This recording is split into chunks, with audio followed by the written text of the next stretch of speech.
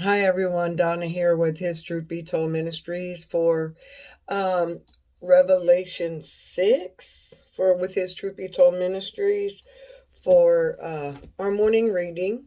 It's going to be Revelation 6 today. Um, and if you have any comments, please put them in the comment section below. Um, as I said, I'm going to start out with Revelation 1:3. Blessed is he who reads, and those who hear the words of the prophecy, and heed the things which are written in it, for the time is near.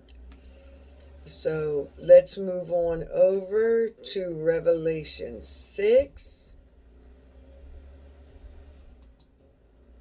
And Revelation 6 reads, Then I saw when the Lamb broke one of the seven seals, and I heard one of the four living creatures saying was with the voice of thunder, Come. I looked, and behold, a white horse, and he who sat on it had a bow, and a crown was given to him, and he went out conquering and to conquer. When he broke the second seal, I heard the second living creature saying, Come. And another, a red horse, went out, and to whom who sat on it, it was granted to take peace from the earth, and that men would slay one another, and a great sword was given to him. When he broke the third seal, I heard the living creature say, Come. I looked, and behold, a black horse, and he who sat on it had a pair of scales in his hand.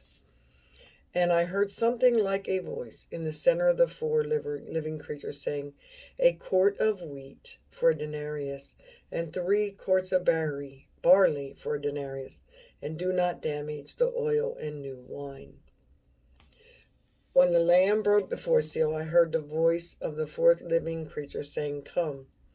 I looked, and behold, an ashen horse, and he who sat on it had the name Death, and Hades was following him. Authority was given to them over a fourth of the earth to kill with sword and famine, and with pestilence, and by the wild beasts of the earth. When the Lamb broke the fifth seal, I saw underneath the altar the souls of those who had been slain because of the word of God and because of the testimony which they had maintained. And they cried out with a loud voice, saying, How long, O Lord, holy and true, will you refrain from judging and avenging our blood on those who dwell on the earth? And there was given to each of them a white robe, and they were told that they should rest for a little while longer, until the number of their fellow servants and their brethren who were to be killed, even as they had been, would be completed also. I looked when he broke the sixth seal, and there was a great earthquake, and the sun became black as sackcloth made of hair, and the whole moon became like blood. And the stars of the sky fell to the earth, as a fig tree casts its unripe figs when shaken by a great wind. The sky was split apart like a scroll when it rolled up, and every mountain and island were moved out of their places.